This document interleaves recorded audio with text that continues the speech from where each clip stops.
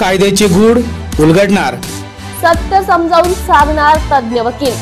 महत्त्वाच्या कायद्यांपासून ते गुंतागुंतींच्या प्रकरणांपर्यंत स्पष्ट उत्तर, ठोस मार्गदर्शन। एक व्यासपीठ जिथे प्रत्येक प्रश्नाला मिळेल योग्य उत्तर।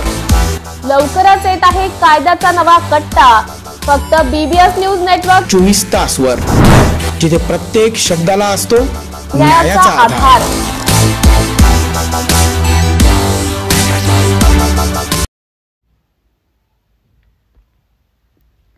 नाशिक महानगरपालिका क्षेत्रात स्मार्ट सिटी कंपनीच्या स्मार्ट अधिकारी व स्मार्ट ठेकेदार व महानगरपालिकेचे स्मार्ट अधिकारी यांच्या संयुक्त विद्यमाने नाशिक शहरामध्ये पूर्णपणे पाणी टंचाई आहे।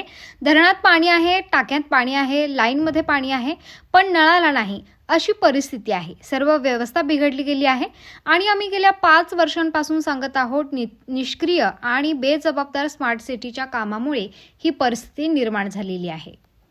स्मार्ट सिटीच्या स्मार्ट नाशिकमध्ये आजही खेड्याला लाजवेल असे पाणी पुरवठ्याचे काम चालू आहे। कोट्यवधी रुपये खर्च करून सुद्धा आज नाशिकमध्ये शौचालयांना पाणी मिळत नाही। ज्या नाशिककरांना पूर्वी आम्ही भरपूर पाणी देत होतो, आज त्यांना खड्ड्यातून पाणी घ्यावे लागते। ही अतिशय लाजिरवाणी गोष्ट या शहरात आहे।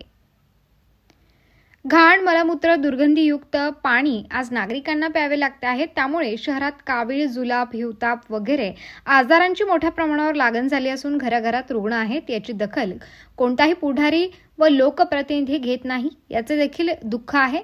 करोडो रुपये खर्च होतात, पण ते कारणी का लागत नाहीत? या कामांची कसून चौकशी का होत नाही?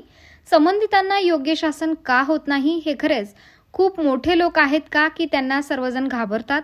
यांच्या संपूर्ण कामाची चौकशी झालीच पाहिजे व नागरिकांना न्याय मिळालाच पाहिजे अशी मागणी करत आहोत।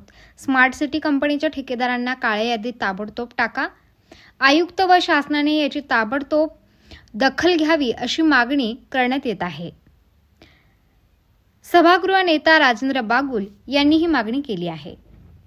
नाशिक महानगरपालिका सार्वजनिक आरोग्य विभागाच्या वतीने जाहीर निवेदन। शहरात वाढत्या तापमानामुळे उष्माघात अर्थात हीट स्ट्रोक होण्याची शक्यता नाकारता येत नाही। अशा वेळी उपचार न केल्यास डिहायड्रेशनमुळे मृत्यू ओढावू शकतो। म्हणूनच वाढत्या तापमानात फार वेळ कष्टाची कामे करणे टाळावे। उष्णता शोषून घेणारे काळ्या किंवा भडक रंगाचे कपडे वापरू नये। पाणी भरपूर प्यावे। बाहेर जाताना गॉगल्स, टोपी, छत्री इत्यादींचा वापर करावा। मळमळ, उलटी, थकवा येणे, ताप येणे अशी उष्माघाताची लक्षणे आढळल्यास त्वरित डॉक्टरांचा सल्ला घ्या। नाशिक महानगरपालिका नाशिकच्या वतीने जनहितार्थ प्रसारित। तपोवन रामानुजनगर येथील श्री व्यंकटेश मंदिरात दरवर्षीप्रमाणे यंदाही 3 दिवसीय भव्य ब्रह्मोत्सव सोहळ्याला शुक्रवार दिनांक 9 मे रोजी धार्मिक विधींसह मंगल प्रारंभ झाला। परमपूज्य श्री स्वामी 1008 कमलाकांताचार्य महाराज यांच्या पावन मार्गदर्शनाखाली सुरू झालेला हा सोहळा भाविकांच्या अपार श्रद्धेचे केंद्र ठरला आहे। उद्घाटनाच्या दिवशी सकाळी श्रीराम यागाच्या पवित्र मंत्रांनी वातावरण भक्तिमय झाले। परिसरातील आणि दूरवरून आलेल्या भाविकांनी मोठ्या संख्येने उपस्थित राहून यागात सहभाग घेतला। यामधून जगत कल्याणाची भावना बळावली गेली।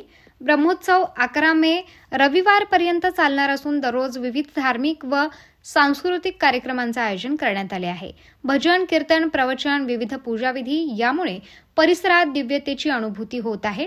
उत्सवाच्या पहिल्याच दिवशी सायंकाळी 7:30 वाजता आचार्य कालिकानंद महाराज यांचे प्रेरणादायी प्रवचन उत्साहात पार पडले। त्यांच्या सुस्पष्ट आणि प्रभावी वाणीने उपस्थित भक्तगण मंत्रमुग्ध झाले। प्रवचनानंतर बोलताना कालिकानंद महाराज म्हणाले की कमलाकांताचार्य महाराज दरवर्षी अशा सुंदर आणि भक्तिपूर्ण कार्यक्रमांचे आयोजन करतात। याबद्दल त्यांचे मनपूर्वक आभार। सर्व भाविकांसाठी अशा कार्यक्रमांमुळे आध्यात्मिक उन्नती होते, हे अत्यंत आनंददायक आहे।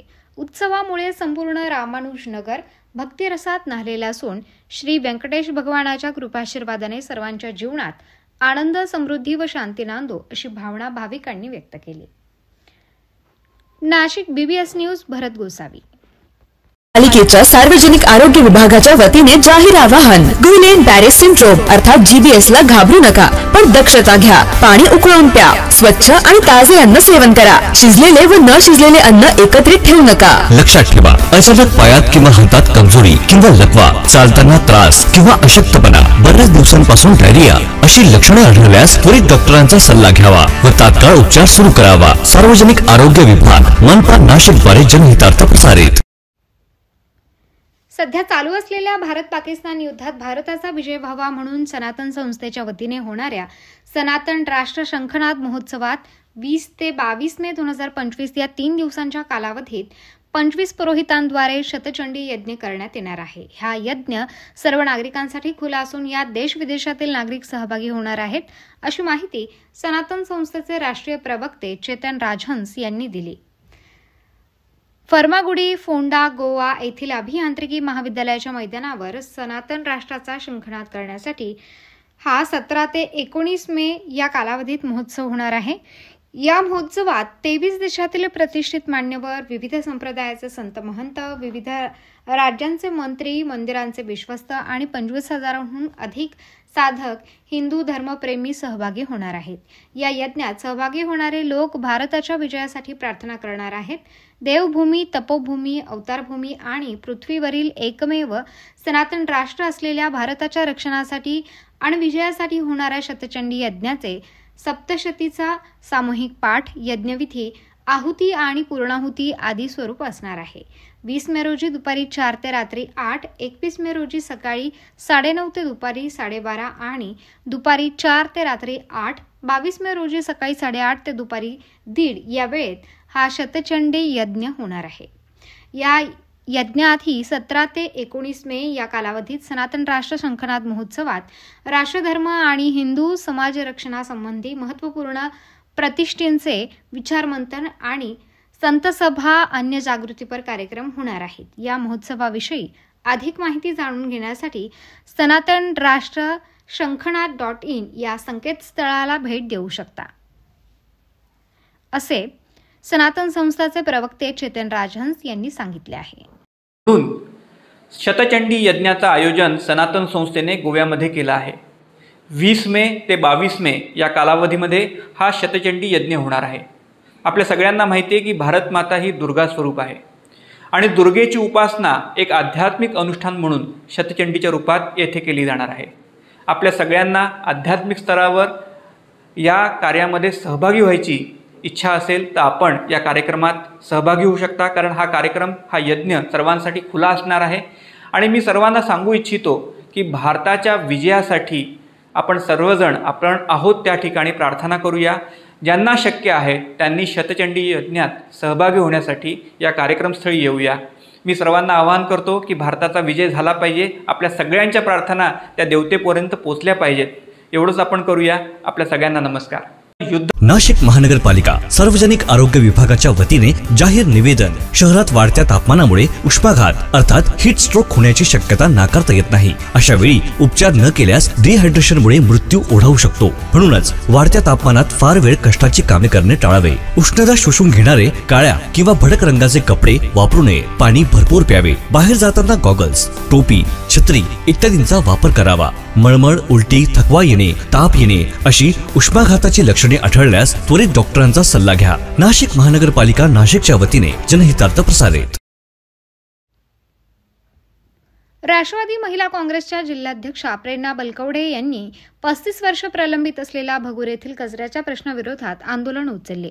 त्याचेच यशस्वरूप देवळाली विधानसभा मतदारसंघाच्या कर्तव्यदक्ष विकासकन्या आमदार सरोज आहिरे यांच्या प्रयत्नातून गेली 35 वर्ष प्रलंबित असलेला प्रश्न मार्गी लागला असून भगूर नगरपरिषद येथे महाराष्ट्र सुवर्ण जयंती नगरोत्थान महाअभियान योजनेअंतर्गत 2,29 लाख खर्चून भगूर शहरासाठी येथील स्मशानभूमी व दशक्रिया विधिघाट, दारणा नदीकाठी बायोमायनिंग, घनकचरा व्यवस्थापन प्रकल्प उभारणे व करंजकर गल्ली ते आहुजा कॉम्प्लेक्स, कॉन्क्रीट रस्ता आणि मेन रोड लगत देशमुख देवी मंदिर ते शनी मंदिर पर्यंत या दोन्ही कॉन्क्रीट रस्त्यांचे काम राष्ट्रवादी काँग्रेस पक्षाच्या देवळाली विधानसभेच्या आमदार सरोज आहिरे यांच्या निधीतून मंजूर.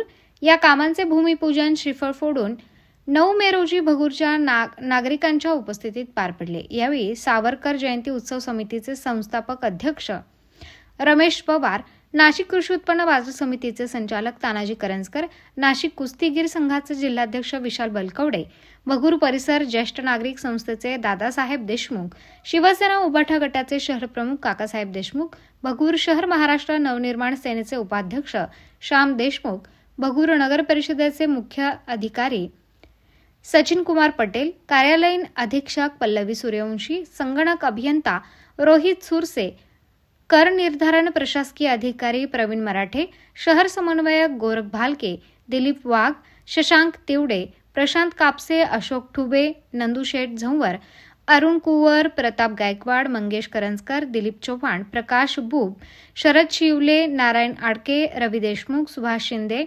सोनू रामवाणी, संदीप कदम, करण ठुबे, बहिरू करंजकर, ज्ञानेश्वर शिंदे, प्रताप करंजकर, निलेश हासे आदींसह भगूर विजयनगर परिसरातील नागरिक याप्रसंगी मोठ्या संख्येने उपस्थित होते.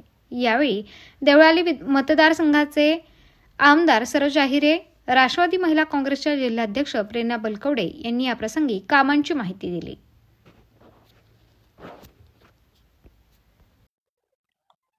आज भगूर नगर परिषद भगूर गाव या गावामध्ये स्वातंत्र्यवीर सावरकरांचा जन्म झाला आणि या पावनभूमीमध्ये जवळपास 30 ते 35 वर्षांपासून प्रलंबित हा कचऱ्याचा प्रश्न होता. 30 ते 35 वर्षांचा आपण बघत असाल या बाजूला कचऱ्याचा ढीग साचलेला आहे, परंतु कधी याचा पाठपुरावा कोणाकडून झाला नाही. पण आमच्या महिला अध्यक्ष राष्ट्रवादी काँग्रेस पक्षाच्या प्रेरणाताई बलकवडे यांनी अनेक आंदोलनं केली, सर्व ग्रामस्थांनी माझ्याकडे तक्रार केली आणि म्हणूनच आज ह्या बायोमायनिंगचं म्हणजे हा कचरा सगळा कचरा व्यवस्थापन इथे होणार आहे. जवळपास 2,29,00,000 हे काम आहे. वर्क ऑर्डर काहीतरी 1,89,90,000 का 90 लाखाची आहे. या पद्धतीने संपूर्ण या कचऱ्याची विल्हेवाट लावण्यासाठी आज काम सुरू झालेलं आहे आणि अनेक श्वसनाचे आजार इथल्या भगूरच्या नागरिकांना या इथून जे काही बायोगॅस तयार होत होते त्याच्या माध्यमातून मागच्या 3-4 महिन्यांमध्ये सारख्या तक्रारी येत होत्या आणि अधिवेशन काळामध्ये आमचे राष्ट्रवादी काँग्रेस पक्षाचे राष्ट्रीय अध्यक्ष तथा उपमुख्यमंत्री माननीय अजितदादा पवार यांच्याकडे मी तक्रार केली असता त्यांनी त्वरित जिल्हा नियोजनचा जो निधी आहे कलेक्टर साहेबांना फोन करून हा 2,29,00,000 रुपये निधी मला उपलब्ध करून दिला.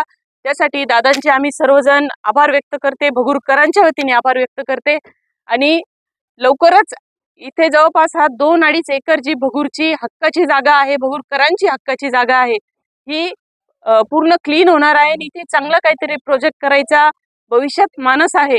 त्याच्यामुळे आज CO पटेल साहेब आहेत, संपूर्ण राष्ट्रवादी काँग्रेस पक्षाचे सर्व पदाधिकारी आहेत, सर्व पक्षीय सर्व लोक आहेत, या सर्वांच्या उपस्थितीत ह्या कार्यक्रमाची सुरुवात झालेली आहे, या कामाची सुरुवात झालेली आहे आणि हा कार्यक्रम सर्वांच्या उपस्थितीमध्ये यशस्वीरित्या पार पडलेला आहे.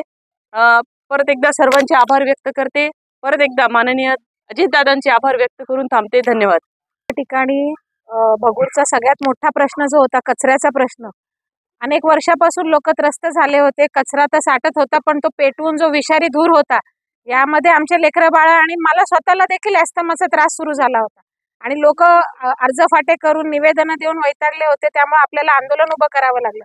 पण ह्याची दखल घेत राष्ट्रवादी काँग्रेस पक्षाच्या आमदारताई सरोजताई आहिरे यांच्या माध्यमातून माननीय अजितदादा पवार यांच्या मदतीने आपल्याला मोठा निधी गावासाठी मिळाला आहे आणि हा कचऱ्याचा प्रश्न सॉल्व्ह होऊन या ठिकाणी मोठी जागा गावासाठी मोकळी होणार आहे आणि त्यामध्ये गाव आपलं छोटं आहे, वेगवेगळ्या विषयांसाठी जागा मिळत नाही, तर ते मोठं काहीतरी ताईंच्या माध्यमातून आपण चांगलं काहीतरी तिथेही प्रोजेक्ट आणू आणि हा कचऱ्याचा प्रश्न मध्ये जे कोणी नागरिक सहभागी झाले आमच्या बरोबर आंदोलनामध्ये हे त्यांचं देखील यश आहे आणि ताईंना पण धन्यवाद आणि सगळ्यांना धन्यवाद.